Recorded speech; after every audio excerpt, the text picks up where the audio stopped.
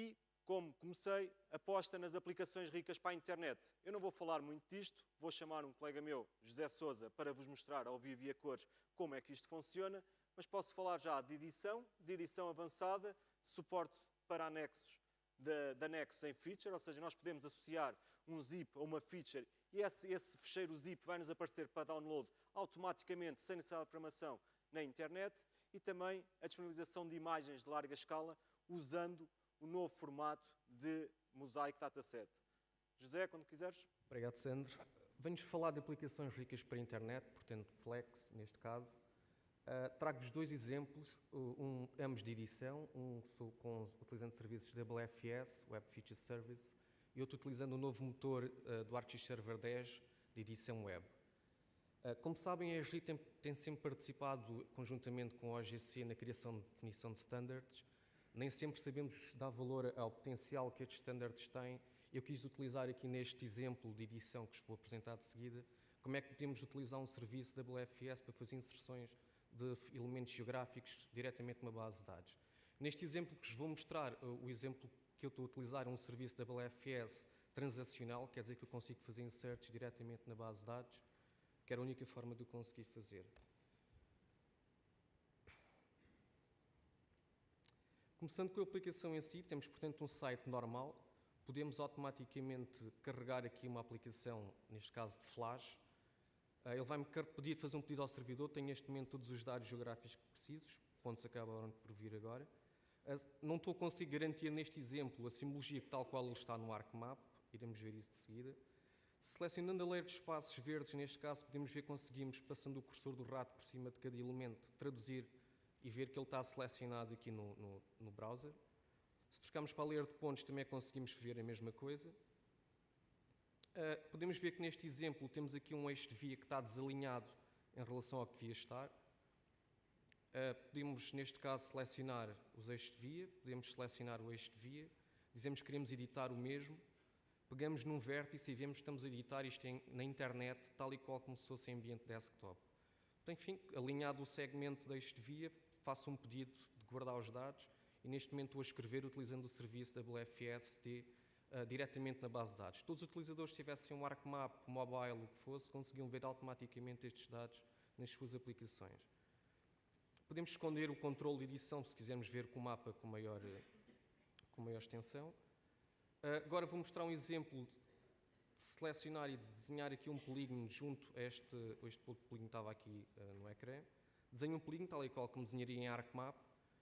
Duplo clique, tinha os vértices do elemento desenhado. Podem ver que isto é tal e qual como se fosse uma aplicação cliente e é um site de internet. Ativei o snapping, tenho aqui o snapping para os arcos. Podemos ver que ele está a fazer logo o snapping automaticamente do lado cliente ao vértice, neste caso em questão. Vemos que ele tem tal e qual uma habilidade que uma aplicação desktop tem. Neste caso, vou fazer snapping aos endpoints. Vemos que ele fez logo automaticamente. Neste caso, já tenho os dois polígonos contíguos, vou guardar a informação. Quando faço este pedido, ele automaticamente, novamente, envia um pedido ao servidor, ele atualiza-me os dados, toda a gente teria acesso a esta informação. Se quisesse editar um polígono e, por exemplo, editar os atributos do mesmo, também o poderia fazer, se assim o pretendesse. Neste caso, não quero fazer discard, e isto mostra claramente um potencial de utilização de serviços WFS, neste caso TES, para fazer inserções diretamente na base de dados, praticamente sem termos que conhecer como é que a API da ESRI funciona.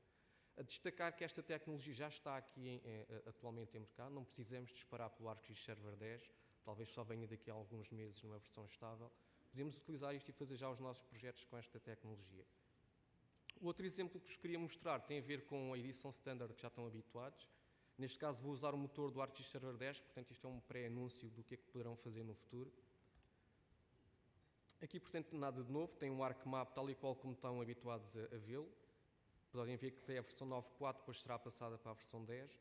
Temos algumas layers, estações de metro, estações de comboio, algumas com escalas de visibilidade definidas. Podemos ver a simbologia que aqui está associada, que se puderem decorar agradecia, pois vão precisar para haver a análise na web.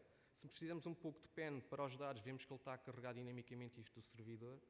Fazer um zoom para uma área confinada e vemos que, de facto, a escala de visibilidade está ativa. Temos alguns edifícios, algumas linhas. E pronto, definíamos o nosso MXD, tal e qual como fazemos, e automaticamente publicávamos para o servidor, e esta informação estaria disponível automaticamente para todos os utilizadores.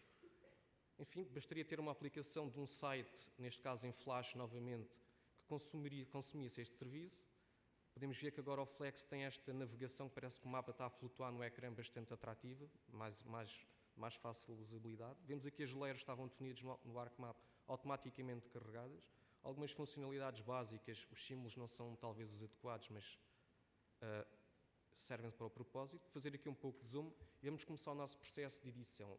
Neste momento, automaticamente fez um pedido ao meu servidor, trouxe-me os dados tal e qual como estavam definidos no ArcMap. Isto não é uma imagem, isto são gráficos renderizados com a simbologia tal e qual definida por nós no ambiente desktop. Fazer um zoom para a zona que nós tínhamos aqui definido no ArcMap. Neste momento está a carregar os dados do servidor. Podemos ver que não foi assim tão lento, são centenas de polígonos, cada qual com milhares de pontos. Vamos fazer aqui um pequeno enquadramento a uma zona mais definida e vamos começar o processo de edição. Tenho aqui uma estação de metro, vou clicar perto desta linha desta via. Neste momento foi feito o pedido ao servidor para ele processar. Vou criar outro segmento, outra estação de metros, criamos 3. Podemos selecionar estes elementos. Podemos ver que o ativo ficou em amarelo e podemos navegar entre os mesmos. Posso limpar a seleção. Fazer um zoom mais detalhado aqui a esta área para podermos isolar um pouco o enquadramento da informação. Podemos ver que ele também trouxe para todas as outras leis, toda a simbologia que nós definimos automaticamente aqui pela aplicação. Vemos os espaços verdes e temos aqui uma nova informação geográfica. Vou desenhar aqui um polígono para ver o novo motor de desenho do ArcGIS Server. Isto é ambiente web, é uma página de internet normal. E estou a desenhar tal e qual com a simbologia que estava definida em ArcMap, ele reproduz-me isto na íntegra. E, portanto, o nosso processo de desenho é idêntico à experiência que tínhamos em ambiente desktop. Neste caso, desenho outro polígono, neste caso de uso privado. Podemos ver que ele automaticamente também está a reproduzir essa informação no browser. Vou selecionar o primeiro polígono desenhado. Podemos ver os atributos. Podemos selecionar a classificação que queremos fazer. Vou mudar a classificação. Clicar fora e ele automaticamente atualiza-me isto na internet. E vemos a nova imagem para a geometria que aqui está associada. Selecionando novamente o mesmo polígono, podemos apagar o mesmo se quiséssemos. Não vou fazer. E vou editar os vértices deste polígono. Neste momento aparecem-me 2 tipos de vértices, um cor de laranja e um com outline. Cor de laranja é um vértice que realmente existe. Este outline é designado internamente Ghost Vertex, é um vértice fictício. À medida que o mexemos, ele é criado e gera outros 2 vértices que permitem-me adicionar vértices consecutivamente. Vemos que ele automaticamente alterou esta geometria. Podemos selecionar e editar novamente os vértices, de tal maneira que podia também apagar os vértices que eu criei. E, portanto, é uma experiência tal e qual idêntica em desktop, portanto, muito mais enriquecedora e fácil de manipular. Posso limpar esta informação. Podia apagar o segundo polígono desenhado aqui no ecrã de uma forma transparente. E, como vos disse, isto não é uma imagem, isto são gráficos. Posso, da mesma forma, editar qualquer tipo de informação que aqui esteja. Vou selecionar o edificado. Vou selecionar, estou a editar os vértices do mesmo. E agora vou manipular um pouco os vértices de forma a que se perceba bem o formato de geometria que eu aqui vou querer fazer.